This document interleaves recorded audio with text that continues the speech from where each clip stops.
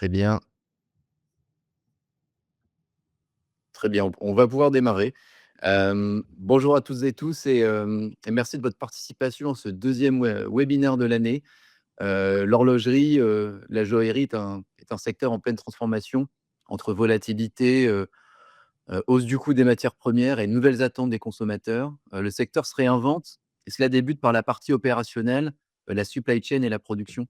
Je suis Charlie Vanek et j'accompagne nos clients horlogerie, joaillerie, chez Pellico, dans, leur montée, en puissance sur les environnements supply chain, et production. Avant d'entrer dans le vif du sujet avec nos intervenants, du jour, je vais vous présenter en quelques mots, ce qu'est Pellico. Pellico est la solution SNOI qui va se connecter à votre ERP, pour en rendre actionnables les données, pour anticiper les écarts entre plan et exécution, simuler l'impact de ces, écarts sur le plan de production et finalement permettre aux équipes de collaborer, prendre des décisions ensemble avec, les données les plus, optimales possibles. Concrètement, les manufactures dans ce secteur vont utiliser Pellico pour, améliorer leur adhérence planning, optimiser les niveaux d'inventaire, augmenter la capacité de production de la manufacture de manière organique et nous allons donc débuter les échanges avec une présentation de nos interlocuteurs, du jour. Je vais commencer par toi Stéphane. Est-ce que tu peux nous rappeler ton parcours et également les fonctions que tu as pu exercer, dans le monde de l'horlogerie, et de la joaillerie? Oui, bonjour à tous. Je suis ravi de participer à ce webinaire avec vous tous. Donc, moi, j'ai une longue expérience dans l'industrie du luxe. J'ai pas démarré dans l'industrie du luxe, j'ai démarré dans la pharmacie, mais j'ai rejoint à la fin des années 90 cette industrie chez Cartier, où j'ai assuré la direction des opérations industrielles de Cartier Horlogerie, à la chaux de fonds, l'ensemble industriel dédié à l'horlogerie. J'ai travaillé à la direction industrielle de Cartier ensuite, où je gérais les projets stratégiques, notamment tout ce qui était IT, manufacturing et supply chain. C'est à cette époque on a bâti la supply chain Cartier, donc l'intégration amont-aval dans les systèmes, dont SAP. J'ai dirigé plusieurs projets SAP, dont le premier projet SAP chez Richemont, qui était sur Cartier Horlogerie. J'ai travaillé dans la lunetterie, la joaillerie, les accessoires, voilà. J'ai dirigé les manufactures du groupe Richemont également et je me suis mis à mon compte. Donc je fais bénéficier mon expérience à des maisons, dans l'industrie du luxe, dans le domaine du manufacturing, de la supply chain. Et je pilote également une entreprise qui s'appelle NeoShapes à Genève, en Suisse, où on fait de l'impression 3D métaux précieux pour l'industrie du luxe, donc de l'horlogerie, des composants horlogers, joailliers.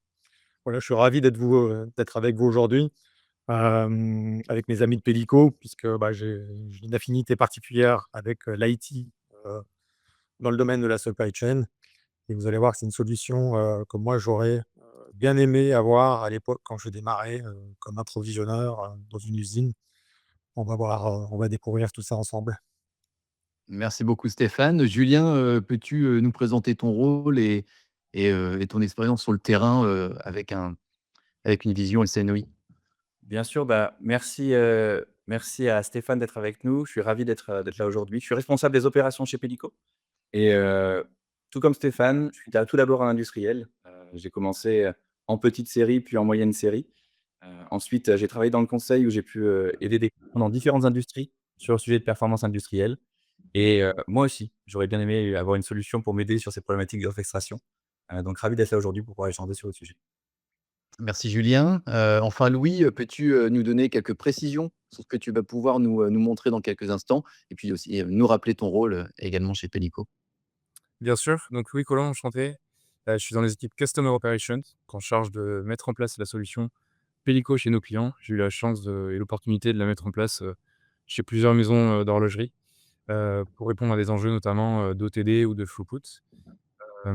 Et dans ce cadre-là, aujourd'hui, je vais vous montrer comment nos clients utilisent Pellico, un petit peu plus tard dans ce webinaire. Merci beaucoup Louis. On va pouvoir démarrer, pour les échanges, avec, Stéphane et Julien. La première question sera pour toi Stéphane. Est-ce que tu peux, déjà dans un premier temps, redéfinir le terme de volatilité, et plus généralement, des aléas de manière générale? Ouais, alors la volatilité, c'est un terme un peu, chapeau qui regroupe et qui agrège plusieurs dimensions. C'est l'incertitude sur, qu'est-ce qu'on va faire, le prix de l'or à 5 000 $ de l'once, la guerre en Iran, voilà. Donc c'est cette incertitude au quotidien qui amène de la variabilité, de l'erraticité, de l'instabilité et un manque de visibilité. Alors, pourquoi on vous en parle aujourd'hui? En fait, d'abord, il va falloir vivre avec. C'est la mauvaise nouvelle, c'est qu'on va plutôt vers, davantage de volatilité. Pourquoi? Parce que l'industrie du luxe, elle arrive à maturité. C'est un terme, la volatilité, on n'utilisait pas il y a 10-15 ans en arrière. Pourquoi? Parce qu'on vendait tout ce qu'on produisait. Alors il y avait des crises, mais c'était relativement binaire. C'est soit ça marchait, soit ça marchait moins bien. Mais globalement, on ne connaissait pas cette volatilité qu'on connaît aujourd'hui et qui est liée à la maturité du business, à l'accélération des flux d'informations. Vous voyez sur TikTok, les influenceurs, enfin voilà.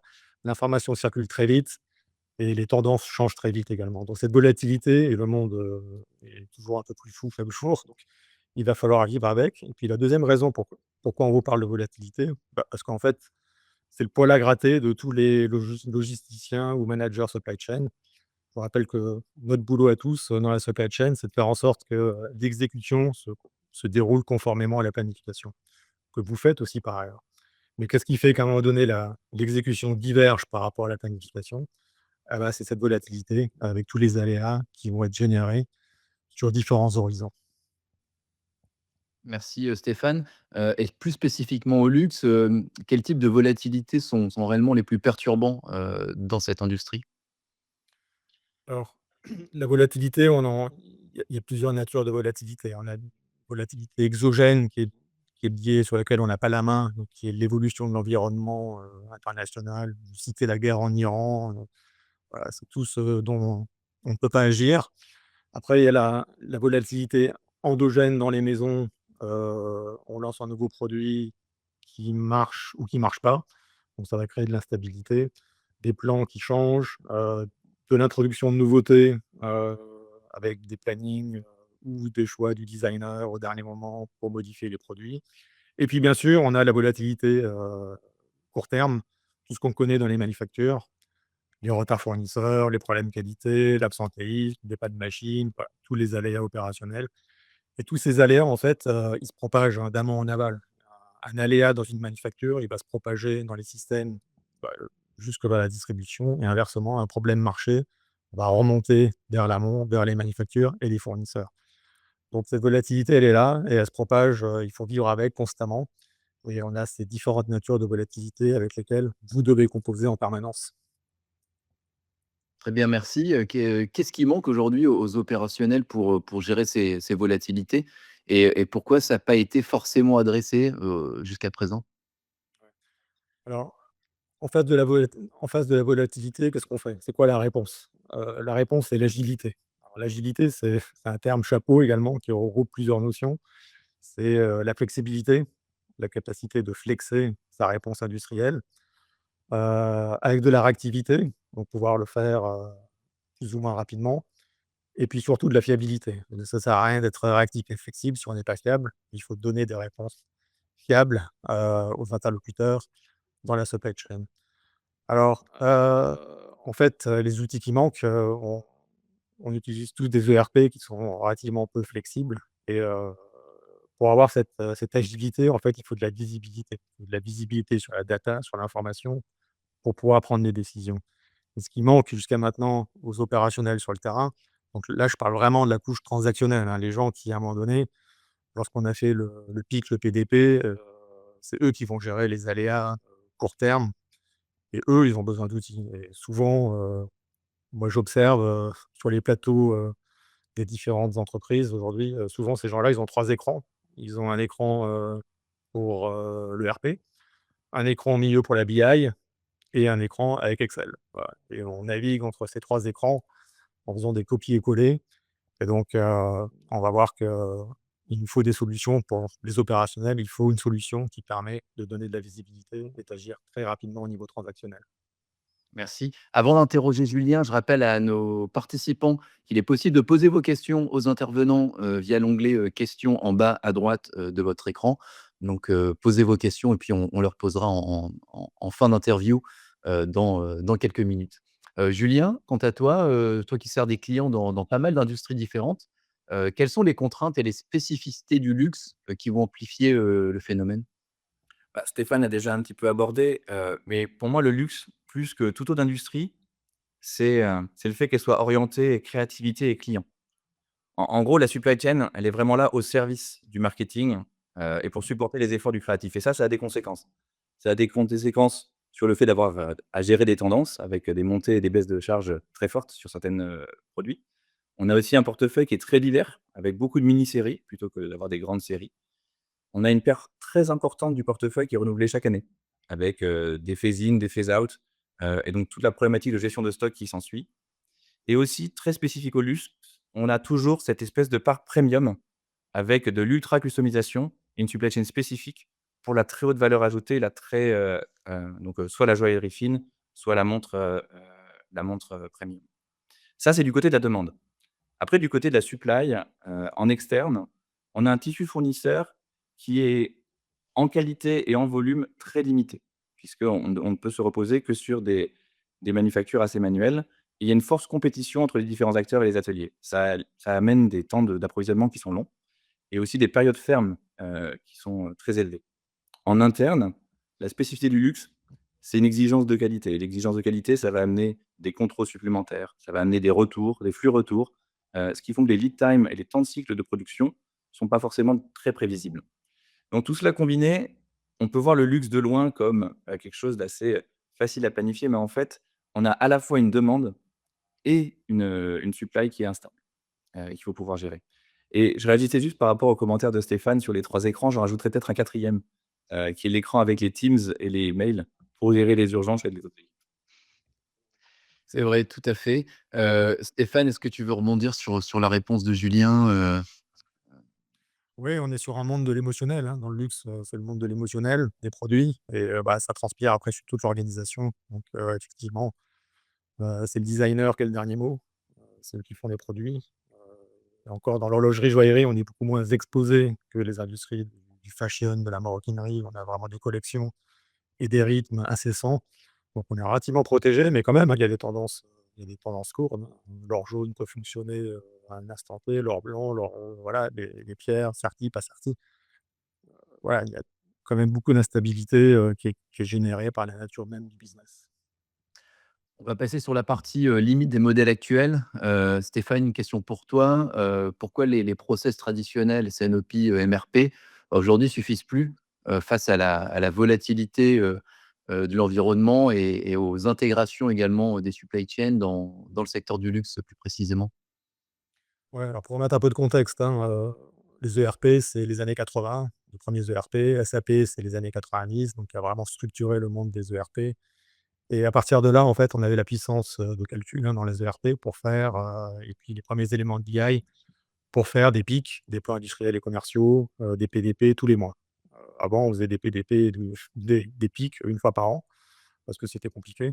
Donc tout le monde a travaillé sur ces processus, hein, mettre en place un SNDOPI, c'est simple sur le papier, mais en réalité, le mettre en place et que ça fonctionne de manière robuste tous les mois avec une prise de décision, des actions, et il faut des années, hein, pour mettre en place un vrai SNDOPI.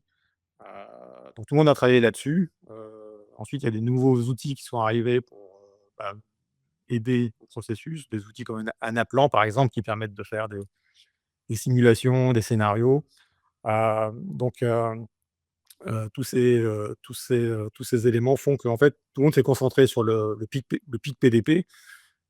Ceux qu'on a un peu oubliés, en fait, ce sont les opérationnels, parce qu'une fois qu'on a pris les décisions dans le pic, et bah, il faut mettre ça, il faut que chacun joue sa partition et bah, les opérationnels, ils se retrouvent, bah, avec leurs outils, leurs 4 écrans, d'ERP, d'IA et cetera, qui sont pas forcément adaptés pour donner de la visibilité, prendre de la décision rapidement.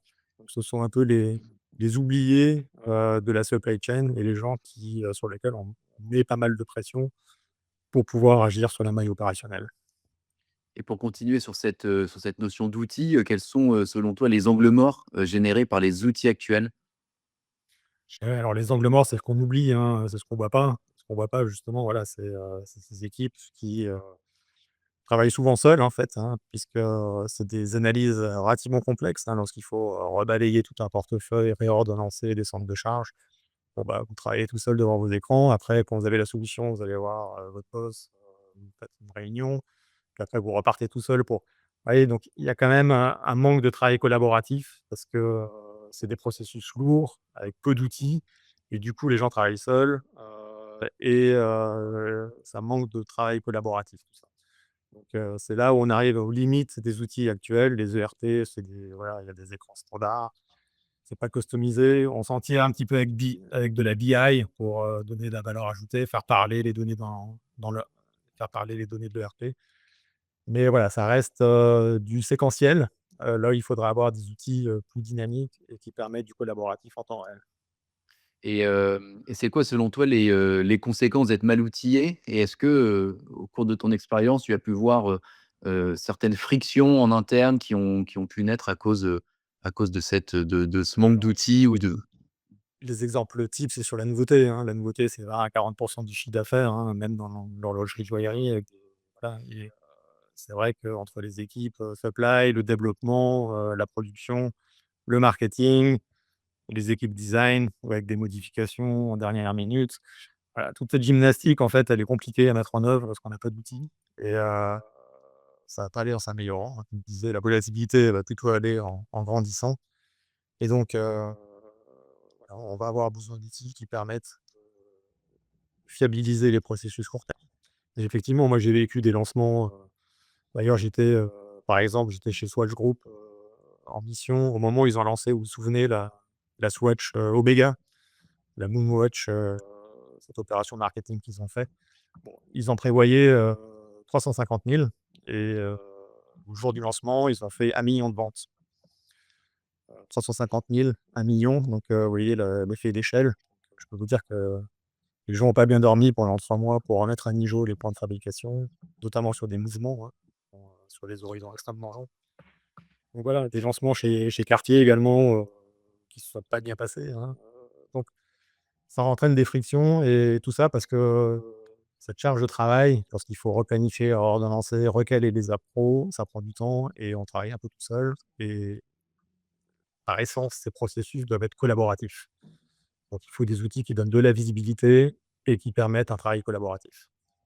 bah, en parlant Et d'outils, et et peut-être pour réagir, le lancement, dans le monde du luxe, c'est ce qui cristallise toutes les inefficiences de la supply chain et le manque de collaboration.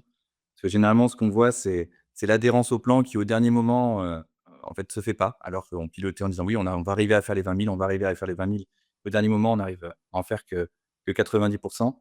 Eux aussi, la réaction à des problématiques. On avait fait une étude qui disait que plus de 83 des aléas étaient traités en plus de 24 heures et ça parce qu'il y avait, beaucoup de fonctions à coordonner pour le faire. Donc c'est dans un cas de lancement où on a des aléas et de production et de demande, ça cristallise le problématique. et justement, Julien, par rapport à toi, ton expérience, pour des solutions SNOI, sur des cas d'usage spécifiques horlogerie, joaillerie, est-ce que tu as un peu de contenu à apporter aujourd'hui? Sur ce quels sont les cas d'usage qu'on voit en horlogerie? Alors il y en a beaucoup, mais si peut-être qu'on pense en termes d'horizon. Si on prend déjà pour l'horizon tactique, qui va être le mois, le trimestre et la question auquel on cherche à répondre, c'est: «Quel est le chiffre d'affaires? Quel est le nombre de pièces que je vais pouvoir faire pour cette période-là?» On en a besoin parce que c'est ce qui va alimenter le quota d'allocation dans les boutiques, c'est ce qui va alimenter la charge au niveau de la manufacture et ça, c'est pas forcément facile à répondre puisque le mix produit a un impact fort et il faut aussi comprendre quels sont les encours et les stocks de toutes les pièces au niveau intermédiaire. Il faut rappeler quand même c'est une industrie, on peut avoir jusqu'à 7 niveaux, ou 8 niveaux de nomenclature, pour les plus intégrés verticalement. Ensuite, il y a la maille de la semaine. Il y a la question très tactique qui est: «Qu'est-ce que je vais lancer cette semaine?» Et là, on a plusieurs, enjeux: remplir les ateliers, mais gérer à la fois les niveaux d'inventaire et les remplir pour les bonnes choses. Et ça, c'est encore une fois en fonction, du mix demandé. Ensuite, on va venir suivre les manquants. Donc, comment je suis mes manquants? Comment je gère mes appros critiques en externe ou en interne, comme des mouvements, par exemple. Je l'évoquais tout à l'heure, il y a aussi cette notion de collaboration entre fonctions. On est un monde où, et la qualité et le design sont omniprésents dans les flux supply chain. Donc il faut pouvoir collaborer entre le planning, l'approvisionneur, la qualité et l'engineering. Donc ça, c'est des cas d'usage qu'on voit souvent, pour Pellico. Et après, on arrive sur les cas de simulation, les cas de what if. Donc les cas de simulation, c'est j'ai un fournisseur qui m'appelle en disant: «Ben, pendant les 15 prochains jours, je vais avoir un retard de production sur ces pièces-là. Et comprendre l'impact en cascade au travers de plusieurs moments de nomenclature de cette problématique, l'impact sur le CA, l'impact sur le nombre de boutiques affectées, c'est un cas de simulation qu'on voit souvent.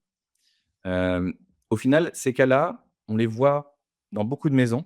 Ils vont avoir des goûts différents selon si la maison est très intégrée verticalement ou non, mais ça reste les mêmes sujets. Je vous propose d'illustrer tout ça avec Louis, qui nous fait le plaisir d'être là pour vous partager en quelques minutes, hein, une démo de la solution Pelico, appliquée à l'horlogerie, et à la joaillerie. Hem, Louis, je te laisse, C'est parti. Donc merci Charlie. Vous devrez pouvoir voir mon écran, sinon vous me le dites. Simplement pour reposer un petit peu le contexte, on est dans un monde, dans une démo aujourd'hui où on va avoir des produits avec des BOM très complexes à plusieurs niveaux et des opérations séquencées. On le sait, le monde de l'horlogerie, comme ça a été, discuté, c'est un monde où on a des délais très serrés avec des enjeux de livraison, notamment liés au lancement de collection. Comme le disait Stéphane, on est dans le monde de l'émotionnel, donc on a besoin de cette synchronisation, avec évidemment des composants et des pièces critiques. Donc là, aujourd'hui, en 5 minutes, je vais essayer de vous montrer comment Pellico, permet, aux utilisateurs d'avoir une visibilité complète et instantanée, sur, les ordres de production. Heu, Comment est-ce qu'on permet d'orchestrer les actions? Et également, si on a le temps, on verra comment la partie IA nous permet, de prendre des décisions. Je vais prendre 2 personas pendant cette démo, un premier qui va être le planificateur, un deuxième qui va être l'approvisionneur. On va commencer avec le planificateur. On s'imagine, il est, 7 heures du matin, lundi matin, j'arrive à la manufacture, et avant de prendre mon premier café, la première chose à laquelle je pense, c'est: «Quels OF est-ce que je vais pouvoir lancer?» Parce qu'évidemment, derrière lancer un OF, il y a des enjeux. Est-ce que j'ai bien tous mes composants critiques disponibles? On le sait, dans l'horlogerie, un cadran, un mouvement ou même une aiguille, peut mettre à risque mon ordre de production. Est-ce que mes OF prioritaires, notamment par exemple sur des collections plus luxueuses, sont bien sécurisés? Et finalement, où sont les risques derrière? Je vais commencer, donc là, je suis dans Pellico, vous voyez que j'ai appliqué ma première routine. Je peux voir mes ordres de production sur la gauche. J'ai un premier statut ici qui s'affiche à l'écran, qui est le statut de couverture matérielle. J'ai un statut vert qui m'indique que je suis couvert en termes de couverture matérielle, c'est-à-dire que j'ai l'ensemble des composants nécessaires à l'ensemble de la BOM de ma montre qui sont disponibles. J'ai un deuxième statut qui peut être en jaune, qui m'indique que je suis conditionnellement couvert, c'est-à-dire que je n'ai pas aujourd'hui l'ensemble des pièces disponibles, mais j'ai des événements d'approvisionnement ou de production, donc les work orders, qui sont prévus, pour arriver avant le lancement, de mon ordre de production. Donc normalement, tout devrait être OK. Vous voyez que là, on est sur, des ordres qui sont planifiés. Je le vois via cette icône-là et donc ça me permet, de définir et de voir quels OF je peux lancer. Dans ce cadre-là, évidemment, vous voyez que tout ceux-là sont, verts ou jaunes, donc a priori, je pourrais les lancer au plan de production. Évidemment, quand on se parle de BOM, je vais vous montrer un détail si on va dans cette pièce-là, donc l'Ocean Diver, évidemment, tout ce que je vous montre, c'est des données anonymisées, créées par moi-même, donc ne m'en voulez pas pour les noms de collection.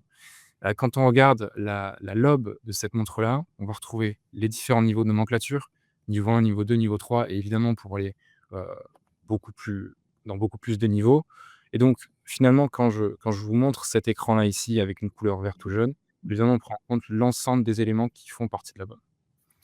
Maintenant, admettons qu'on se projette sur un horizon de temps qui est un petit peu plus long. Regardons les nouveautés pour le mois d'avril que l'on souhaite lancer. Vous voyez qu'on a un nouveau statut qui apparaît ici qui est rouge. Rouge, ça signifie que nous sommes bloqués. Bloqués pourquoi? Parce que, nous avons des composants qui vont arriver en retard par rapport à la date de lancement de notre ordre de production. Vous pouvez le voir sur la droite ici, si on prend le premier élément. On a, une purchase order qui arrive, un peu plus de 100 jours après la date prévue de lancement de cet ordre de production, heu et donc ça, c'est lié à cette purchase order.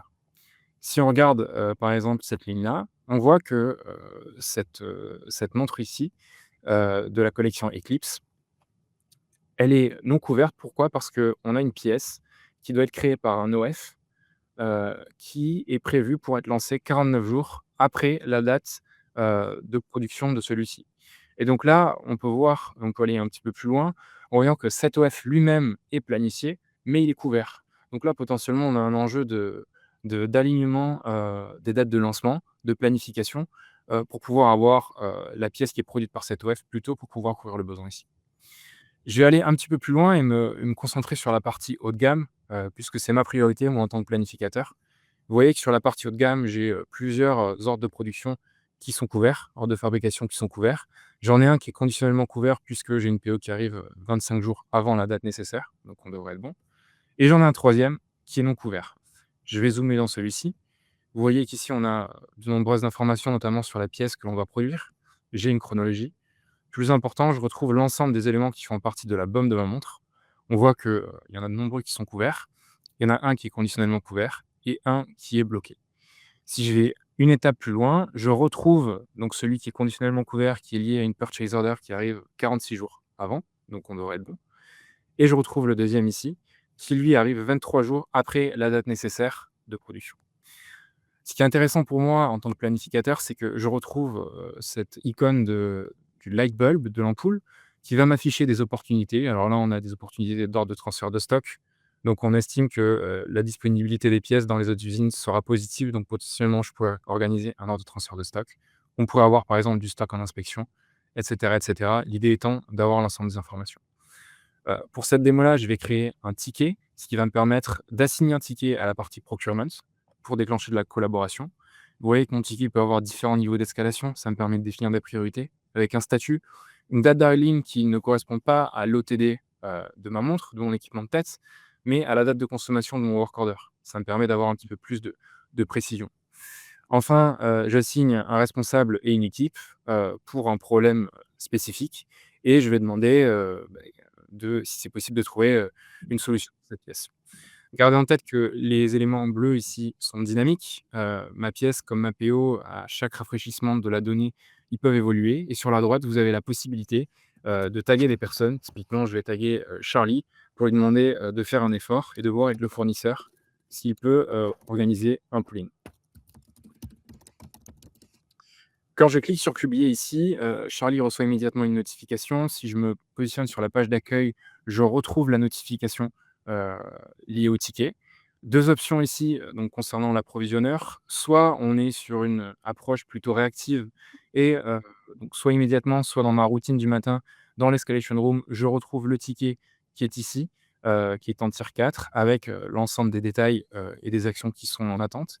Soit je suis plutôt proactif de mon côté, je me positionne sur la partie supply, je fais ma revue fournisseur et là, j'ai directement mes pièces les plus critiques qui sont organisées et on peut voir qu'à partir de, la semaine 23 ici, je vais avoir un problème sur cette pièce-là puisque j'ai des ordres de fabrication qui consomment la pièce et on va être, en rupture de stock. Je vais pouvoir potentiellement réaliser, une revue fournisseur. Au téléphone avec, mon fournisseur, Duraloys, je vois qu'il a 12 unités qu'il devait me livrer en semaine 27. Potentiellement, il est capable tout de suite de me livrer 8 unités parce qu'il a déjà produit les pièces. Et finalement, il m'en livrera plus que 4 en semaine 27. Et là, en un clic, je peux déclencher une simulation pour voir quel va être l'impact de cette simulation. Évidemment, ici, Pellico recalcule tous les niveaux de BOM jusqu'au niveau de tête. Et quand je vais sur mon panier de simulation, j'ai un impact en termes de couverture d'ordre de fabrication, de revenus, et je peux voir le détail des événements qui ont été impactés, donc mes dates de purchase order que j'ai modifiées, mais également mes ordres de fabrication qui étaient rouges, qui deviennent jaunes, c'est-à-dire conditionnellement couverts, donc on devrait être bon au niveau de la production. Je vais essayer de vous montrer en 5 minutes comment ça fonctionnait.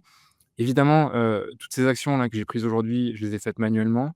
Dans, dans, dans un monde, on pourrait imaginer qu'on a des agents qui viennent m'aider, m'apporter les informations et me permettre de déclencher toutes ces actions en quelques clics. Il y aura d'ailleurs un webinaire sur la partie plutôt intelligence artificielle organisé dans quelques semaines.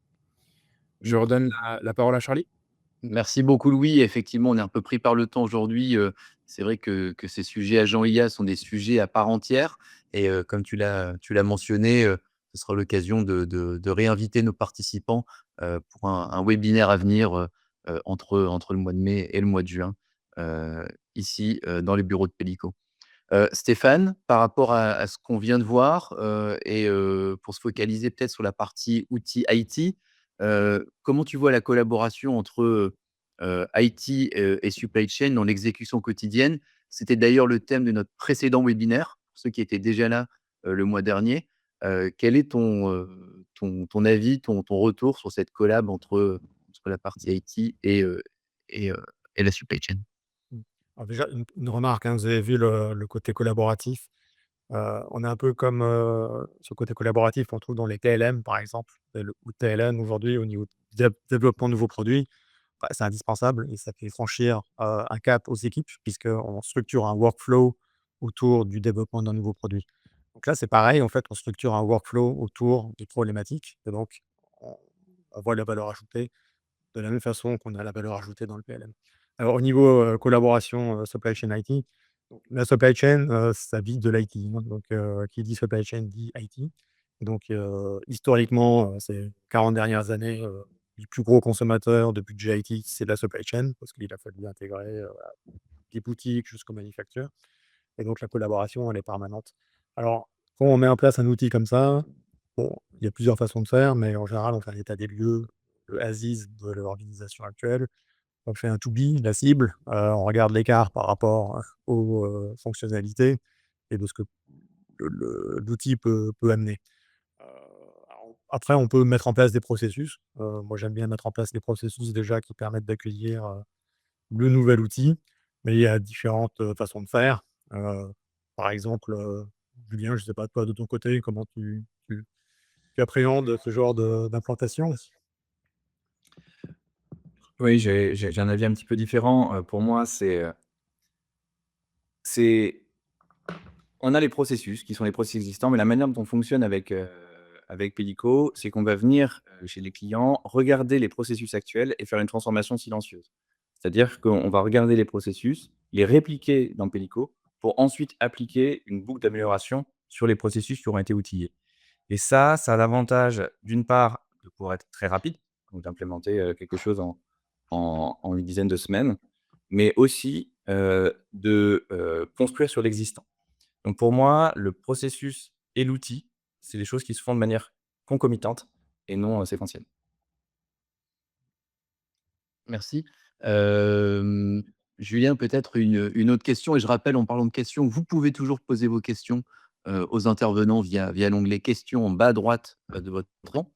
Est-ce que tu as des bonnes pratiques, spécifiques, pour que les équipes exploitent, pleinement, les solutions SNOI sur le terrain, selon ce que tu as vu, quand tu vas en usine, en manufacture? Oui, bien sûr. Alors là, Louis, par exemple, nous a présenté les choses sous un angle manquant. Mais manquant, c'est un type de boulot, il y en a d'autres. Ça peut être, la capacité, on peut aussi vouloir optimiser les inventaires. Donc c'est des choses qu'on peut également faire. Donc déjà se dire quelles sont les fonctions objectives que je cherche à régler. Et ensuite, on a beaucoup parlé de collaboration et la collaboration, c'est l'essentiel. En fait, une manufacture, c'est un corps social qui se met ensemble pour produire des produits physiques. Et donc prendre le sujet par le prisme de ces interactions, de voir quand est-ce qu'elles sont nécessaires pour réagir à des aléas ou pour gérer des goulots. Donc, la relation entre le planning et son ordo, la relation entre l'ordo et son appro, la relation entre l'appro, et la qualité, parfois. Donc vraiment prendre cette transformation par quelles sont ces routines, quels sont ces lieux d'échange et ces médiums d'échange, que l'on va venir outiller. Dans un deuxième temps, on va commencer par une gamme de produits qui est critique. Ça peut être une gamme sur lequel on fait un lancement. Et on va vraiment la regarder, pas de manière horizontale, parce que la collaboration difficile, c'est celle qui est verticale. Donc le long de la chaîne, heu, du composant au mouvement, à la pièce ou dans le monde de la joaillerie, une structure similaire. Heu et enfin, peut-être pour revenir par rapport à la question que Stéphane me posait, vraiment combiner l'approche processus, outils et formation des personnes. Il y a pas de préséance, il faut travailler sur les 3 en même temps. Stéphane, j'aurais une dernière question pour toi par rapport à toutes les expériences et les cas vécus, dans les manufactures. Est-ce que tu aurais, 1 ou 2 anecdotes, spécifiques, liées au sujet du jour évidemment, que tu pourrais partager aujourd'hui avec nos participants? Bah, disons que cette volatilité, oui, on la rencontre depuis ouais, depuis une vingtaine d'années avec, voilà, moi, mon expérience, j'ai toujours été traumatisé par les lancements de nouveaux produits, plus ou moins stratégiques où, bah, voilà, un lancement, c'est toujours une aventure, suivant les timings, qu'on met à disposition des industriels, des modifications de dernière minute. Mais voilà, par exemple, on a lancé une montre chez Cartier il y a des années en arrière où, a complètement foiré ce lancement parce qu'un des composants, du mouvement n'était pas du tout, complètement dégradé très vite alors que les montres étaient déjà livrées dans les marchés. On s'en est aperçu, dans les marchés, donc vous imaginez, il a fallu tout faire revenir. Alors après le problème c'est de traiter ça au niveau opérationnel. C'est-à-dire comment on fait pour, remettre sur les rails un lancement qui a complètement déraillé, hein. C'est énormément de travail pour les équipes, il faut tout replanifier, tout recaler. Donc c'est là où on arrive aux limites des outils sur la maille très opérationnelle d'exécution, hein. Cette maille transactionnelle, tout recaler et c'est là, il faut des outils qui permettent vraiment d'avoir cette visibilité. Puis également, bah, voilà, les crises où, d'un coup les volumes, s'effondrent, sur des aléas, complètement imprévus. Pareil, il faut, savoir, pouvoir replanifier et recaler très vite. C'est surtout donner l'information sur c'est quoi les scénarios possibles. Donc faire ces scénarios, ça prend beaucoup de temps et les équipes, vos équipes, prennent énormément de temps à essayer de formaliser des scénarios en jonglant entre les ERP, la BI, Excel et c'est là où les outils, bah, comme Pelico justement, vont amener de la visibilité sur l'information et amener cette agilité que j'évoquais en introduction. En face de la volatilité, il faut de l'agilité et il faut des outils qui permettent, de mettre en œuvre l'agilité. Juste pour rebondir sur ce que disait Stéphane, la notion de Pelico aussi, c'est de se dire qu'une purchase order qui va être en retard de quelques jours va impacter un work order, qui va impacter un work order final. Et l'idée, en fait, c'est de pouvoir analyser ces délais et les dates de sortie de nos work orders basés sur l'ensemble du lien entre ces différents éléments. Très bon point Louis. Je vois qu'on a plusieurs questions qui ont été posées par nos participants. Une première par Frédéric. Je vais te proposer Julien, d'y répondre. Je vais juste la citer. «Bonjour, merci pour ces cas d'usage. Alerter, collaborer, simuler à travers l'outil, c'est bien, mais comment sont gérées les interactions avec l'ERP dans la mise à jour des données?» Entre parenthèses, PO, OF et cetera. Julien? Merci d'avoir posé la question, parce que c'est quelque chose qui me tient beaucoup à cœur. Quand on design Pelico, on se pose toujours la question: quelle est la prochaine action pour revenir au réel? Et cette question de finir la boucle, boucler la boucle et mettre à jour dans le l'ERP, c'est essentiel, puisque l'action suivante, ça devient de reséquencer ou pas. Et là, il y a plusieurs solutions qui s'offrent à nous. La première, réécrire directement depuis l'outil, dans le l'ERP. Donc, c'est possible grâce à des API ou des utilisateurs de middleware, comme cela, c'est Boomi. Ça, c'est une méthodologie. L'autre méthodologie, donc ça veut dire qu'une fois que, comme Louis a fait sa simulation, l'action d'après, c'est d'appuyer sur un bouton qui est publié sur le l'ERP.